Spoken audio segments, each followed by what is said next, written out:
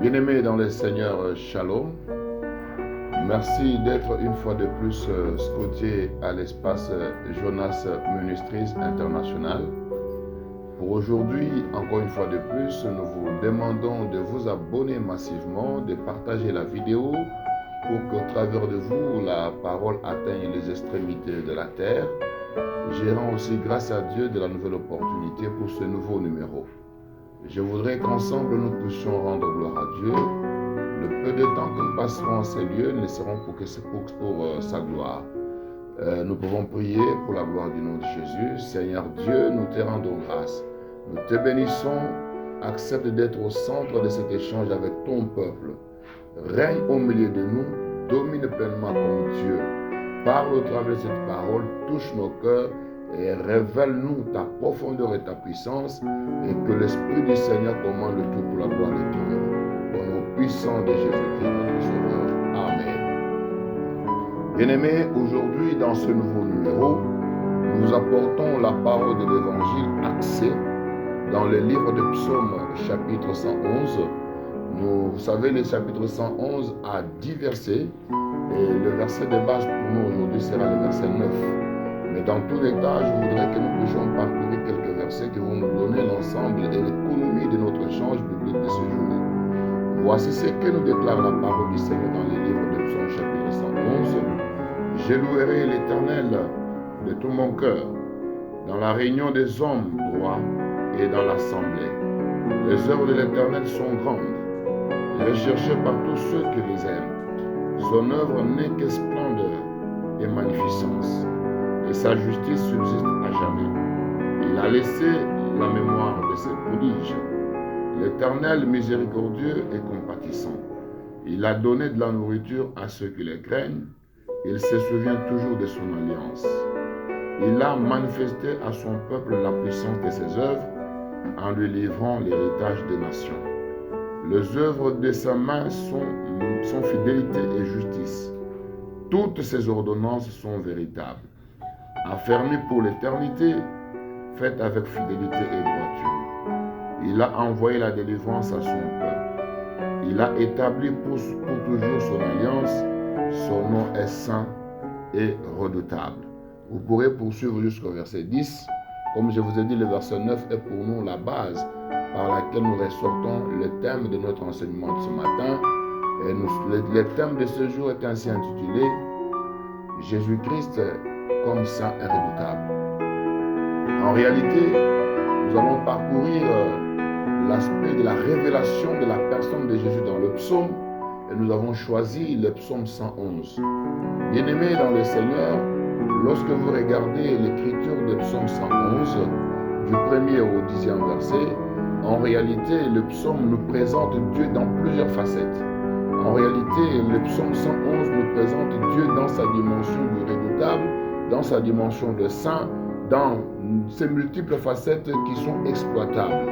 Mais pour ce qui me concerne avec toi ce matin, dans la présentation de la personne de Jésus-Christ dans le psaume, et nous avons choisi le psaume 111, nous allons exploiter que deux dimensions de révélation de la personne de Jésus, qui sont le saint et le redoutable. Lorsque l'on appelle Christ comme le saint, et ou quand on l'appelle comme redoutable, qu'est-ce qui est caché dedans et comment pouvons-nous être certains et sûrs que lorsque le psaume parle du saint, du redoutable, il s'agit bien de la personne de Jésus-Christ. Pour vous en convaincre, frères et sœurs dans le Seigneur, vous pourriez donc comprendre que lorsque l'ange parle à Marie dans le livre de Luc, chapitre 1er, verset 35, il lui annonce que le saint enfant qui vient de toi, qui naîtra de toi, sera appelé le Fils de Dieu. Le saint enfant. Et l'épithète ou le qualificatif du saint démontre déjà à la base qu'il y a un saint qui naît de Marie, Marie, mère de Jésus-Christ. Alors, est-ce que cela est suffisant pour vous convaincre et vous rassurer qu'en sa dimension du saint ou dans la présentation du saint enfant, il s'agit bel et bien du Christ comme Dieu? Vous ajouterez alors le livre de Luc, chapitre 1er, verset 49. Vous verrez que lorsque la Bible le présente encore, toujours dans l'échange avec sa mère, l'ange le présente comme étant, en parlant de lui, dit ceci: parce que le Tout-Puissant a fait pour moi de grandes choses. Son nom est saint. Vous comprenez que le nom saint, la sainteté de Christ en tant que Dieu, est liée à la réalisation de grandes choses. Là, je suis dans la démarche progressive de vous démontrer que lorsque le psaume 111 parle du saint, il s'agit alors de Dieu. Et Dieu repris et reconnu dans la personne de Jésus-Christ comme Seigneur et Sauveur. Est-ce que cela est encore suffisant parce qu'on l'a présenté comme étant l'enfant saint? Est-ce que cela est suffisant parce qu'on l'a présenté comme quelqu'un et son nom est saint parce qu'en lui il y a la réalisation des grandes choses? Bien-aimés, vous allez comprendre en ce moment-là, les livres de Marc nous éclairent davantage. Marc chapitre 1er au verset 21 à 24. Vous verrez alors, lorsque Christ va à Capernaum et qu'il entre dans le temple et annonce la parole, la Bible commence à le présenter en disant ceci. Lorsqu'il est entré dans le temple et qu'il a commencé à parler, il a parlé comme nul autre. Il a parlé pas comme le scribe, mais en parlant, il parlait avec pouvoir et autorité. Et quand il a parlé avec pouvoir et autorité, il y avait au milieu de ces hommes un homme rempli de mauvais esprits, comme la Bible appelait, un esprit impur. Ayant cet esprit impur, quand il a rencontré Christ, il commence à s'exclamer, c'est lui qui l'annonce au public. Il dit, qu'y a-t-il entre toi et nous? La première question, qu'y a-t-il entre toi et nous, Seigneur? Il l'appelle encore dans sa dimension du Saint, il dit, tu es venu pour nous perdre. Il dit, je sais que tu es le Saint de Dieu. Bien-aimé, l'esprit impur a reconnu que Christ est le Saint de Dieu. Et lorsque le psaume ici l'appelle comme saint, nous aurons tous donc la conviction et l'assurance que le saint dont on parle n'est pas moi, n'est pas un être comme tout être ordinaire, mais il s'agit de cet être suprême qui est Jésus-Christ. Et alors, que veut nous démontrer ou qu'est-ce que nous pouvons retenir de sa dimension de sainteté? L'homme ici à l'esprit impur l'a clairement défini, c'est que dans sa dimension impure, il vient pour perdre, les faire perdre, donc disperser les mauvais esprits, disperser les esprits impurs. Et dans la dimension du saint, toujours dans les livres de Luc, chapitre 1er, verset 49, nous comprenons qu'il fait de grandes choses. Bien-aimés, désirons avoir Jésus dans notre vie, désirons qu'il se révèle en nous comme saint. Parce que lorsqu'il vient en nous comme saint, lorsqu'il se révèle en nous comme saint, il y a des manifestations des choses qui se réalisent. La première, c'est la réalisation de grandes choses. La dimension des grandes choses n'est réservée qu'aux saints. Et lorsqu'on est saint, bien-aimé dans le Seigneur, quels que soient les lieux qu'on peut se retrouver, on est en mesure de bouger les lignes. On est en mesure d'accéder à la dimension du miracle et des oracles, parce qu'il n'y a que la sainteté qui surpasse toutes les lois de la nature. Il n'y a que la sainteté qui fait appeler la dimension, la présence de Dieu dans le milieu des hommes.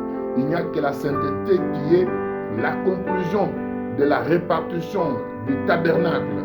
Parce que lorsque nous avons le tabernacle, nous avons le parvis, le lieu saint et le lieu très saint. Vous comprenez que dans la double présentation de la sainteté, il y a la sainteté et la pure sainteté. Et dans la pure sainteté, c'est la présence de Dieu parmi les hommes. L'habitation de Dieu parmi les hommes nous garantit que par la base est le fondement de saint. Et donc, nous devons conclure sur ce point bien-aimé qu'il est important de savoir que tout ce qui est renseigné dans les livres des psaumes, ici, dans les œuvres qui sont grandes, les œuvres qui sont magnificentes, les œuvres qui sont recherchées par ceux qui l'aiment, ce sont les œuvres qui sont propres au saint. Et Christ saint, il est l'auteur des grandes choses. Bien-aimé, étant enfant de Dieu, ayant reçu Jésus-Christ comme Seigneur et Sauveur personnel, et ayant rencontré Christ dans sa dimension de saint, nous ne pouvons ni être dans le ghetto, ni être renfermés dans une sorte de carcan. Mais nous devons savoir qu'avec lui, c'est la grande réalisation.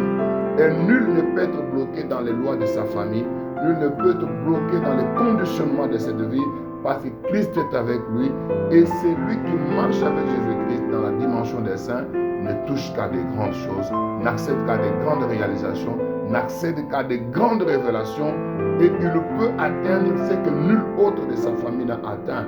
Parce que tout son espoir et son repère n'est orienté que vers le Seigneur Jésus-Christ dans la dimension des saints.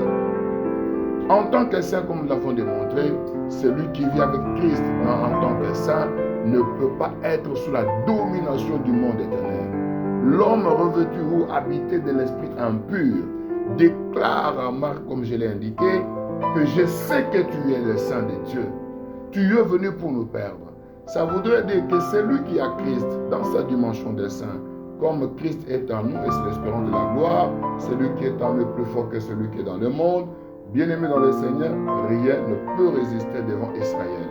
Rien ne peut résister devant celui qui est avec Christ. Rien ne peut résister devant celui qui a fait confiance et pleine confiance dans le Seigneur. Rien ne peut résister à celui qui croit que Christ en lui, c'est l'espérance de la gloire. Ça voudrait dire que partout foulera la plante de ton pied, ce lieu te sera donné en possession. Partout tu seras, aucun esprit ne peut te dominer. Partout tu seras, aucun esprit ne peut t'assujettir, parce que du moment où tu as Christ en toi il y a la nature du Christ. Et comme il y a la nature du Christ en toi, il y a une partie du Saint en toi. Et comme il y aura une partie du Saint en toi, ton combat ne sera plus ton combat, mais ce sera le combat de ton maître, le combat de celui en qui tu tires le nom. Ça sera le combat de celui en qui tu tires l'identité. Ça sera le combat de celui qui connaît qui tu es et qui connaît le bien qui est réservé pour toi. Voilà pourquoi je t'invite, frères et sœurs, à pouvoir considérer qu'il y a le bon choix à faire, c'est le choix d'être avec Dieu. Ne fût-ce que par ces deux choses que je t'ai présentées. Tu peux donc te convaincre par cette parole qu'il n'y a donc pas lieu de pouvoir errer ça et là. Je sais qu'aujourd'hui le monde est corrompu. Mais ce que je peux te dire, ne te conforme pas au siècle présent. Crois au Seigneur, tu seras sauvé, toi et toute ta maison. Crois au Seigneur et demande tout ce que tu veux en son nom. D'ailleurs, Christ a dit, tout ce que vous demanderez à mon nom, croyez-le. Croyez que cela vous est déjà accordé. Il est possible pour nous aujourd'hui d'avoir du succès dans le Seigneur. Il est possible pour nous aujourd'hui, Seigneur. Il est aujourd'hui possible pour nous de pouvoir atteindre les sommités dans le Seigneur. Parce qu'il est possible d'être président de la République craignant Dieu. Il est possible d'être ministre craignant Dieu. Il est possible aujourd'hui d'être haut gradé de l'armée craignant Dieu. Il est possible aujourd'hui d'être bien placé, d'être boss, d'être patron, d'être entrepreneur craignant Dieu. Il est possible aujourd'hui d'avoir certaines sphères de la vie, d'atteindre certains niveaux de la vie en craignant le Seigneur. Et Dieu n'abandonne pas ceux qui se confient en lui. Dieu n'abandonne pas ceux qui croient en cette double dimension de sa grandeur, des réalisations profondes. Dieu n'abandonne pas tout celui qui croit qu'il peut réaliser des grandes choses en lui. Et celui qui est en lui espère à la gloire et la puissance de tous les jours. Deuxième chose que je voudrais vous dire, dans sa dimension redoutable, bien aimé, comme je vous l'ai dit, Christ est présenté comme Seigneur saint et redoutable. Dans sa dimension redoutable, le livre du psaume 47 va nous convaincre en cela, parce que quand vous allez, je préfère te les lire rapidement. Le psaume 47, nous prenons les versets 2 à 4. Je te lis ce qui suit au nom de Jésus. Vous tous, peuple, battez de main. Poussez vers Dieu des cris de joie. Car l'Éternel est très haut et redoutable. Oh, bien-aimé dans le Seigneur. Lorsque j'interroge les dictionnaires, pour bien comprendre ce que c'est saint ou redoutable, je me rends compte que lorsque l'on est dans la dimension de sainteté, c'est une divinité, c'est un être dépassant la nature humaine. Parce que la sainteté est au-delà de la nature humaine. Mais lorsqu'on regarde l'aspect du redoutable, selon les dictionnaires bibliques, on nous démontre que c'est ce qui inspire la crainte. Donc, nous avons, nous, aujourd'hui, en tant que peuple de Dieu, l'avantage et la joie de battre le main. Vous tous, peuple de Dieu, battez le main. C'est-à-dire qu'en tant que peuple de Dieu, nous sommes appelés à battre le main qui est le signe de la reconnaissance et de la louange. Nous devons battre les mains pour louer et reconnaître que tout ce que nous avons, c'est lui qui le fait. Nous devons battre les mains pour le célébrer, l'élever au-dessus de toute considération. Et la Bible poursuit pour dire, poussez vers Dieu des cris de joie. Donc, nous, en tant que peuple de Dieu, sommes appelés à pousser, à être dans la joie, parce que depuis la création du monde, dans les jardins d'Éden, l'Éternel Dieu a placé l'homme dans une condition de vie consistant à être mieux et dans les meilleurs. Parce que Dieu, quand il crée l'homme, il le place dans les jardins d'Éden, il lui dit, dominez la terre, assujettissez-la. C'est-à-dire que suivant le plan de Dieu, nous, en tant que peuple de Dieu, nous devons être que dans la domination de la terre, de tout ce qui habite, et vivre comme des gens qui sont dans les jardins, dans la joie, ne manquant de rien. Voilà la pensée de Dieu. Et pour cette raison, nous sommes appelés à pousser vers lui les cris de joie en tant que redoutable. Et lorsqu'il a nous voté comme redoutable, aucun fondement de prison ne peut résister. Comme Paul et Silas, lorsqu'ils étaient détenus perturbés, les fondements ont été perturbés aussi. Les prisons ont été secouées et Dieu s'est révélé en tant que Dieu capable de percer les murs, capable de percer les limites, capable de percer les géoles pour ressortir son peuple de la condamnation et de la frustration. Aujourd'hui, comme Dieu redoutable, il est celui qui s'élève pour effrayer nos ennemis et inspirer la marque des craintes sur nous. Bien-aimés dans le Seigneur, je vais me limiter par là aujourd'hui parce que Dieu est avec nous. Il est avec moi aussi. Et croyez-moi, bien-aimé, que rien n'est au hasard. Si tu crois au Seigneur et tu penses qu'il peut se révéler dans ta vie comme saint et redoutable, ces trois choses vont se réaliser dans ta vie. La première, c'est que tu seras appelé à des grandes choses. Tu toucheras des grandes choses facilement, sans effort, parce qu'au moins ta vie est liée à celle, intimement liée à celle de Jésus, et tu marcheras avec lui. Et ayant cherché premièrement le royaume des cieux, le reste des choses te seront données par-dessus tout. Deuxième chose, c'est que partout flairant la plante de ton pied, ces lieux te sera donné en possession, parce que Christ, lorsqu'il apparaît comme saint, les impurs les reconnaissent comme étant les saints de Dieu venus pour le perturber. Troisième chose que tu dois retenir, c'est que depuis la création des temps, Christ t'a appelé à la joie, et donc sois celui qui vit avec les signes de reconnaissance en témoignant la puissance de Dieu, parce qu'il est avec toi. Je vais parler et déclarer une parole de bénédiction pour toi qui m'as suivi. Aujourd'hui, que Christ se révèle dans ta vie comme saint, comme redoutable. Et que ces trois choses de la grandeur, la célébration, accompagnent ta vie. Partout flairant la plante de ton pied, que ces lieux te soient donnés en possession. Ne manque de rien et ne tremble devant aucune puissance, car ton Dieu est au-dessus de tous les noms. Son nom c'est Jésus et le nom de Jésus est au-dessus de tous les noms, au-dessus de toute maladie, au-dessus de toute condamnation. Abonne-toi, soutiens cette œuvre.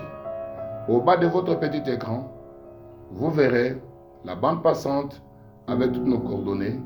Suivez si vous avez un apport, donnez, soutenez pour que l'évangile atteigne l'extrémité de la terre. Je voudrais donc bénir toute l'équipe technique dont les références vous seront données dans les écrits qui viendront, dans la légende qui vient après cette vidéo. Et à la prochaine, au prochain numéro. Mention spéciale au studio LM qui nous a reçus. Merci beaucoup.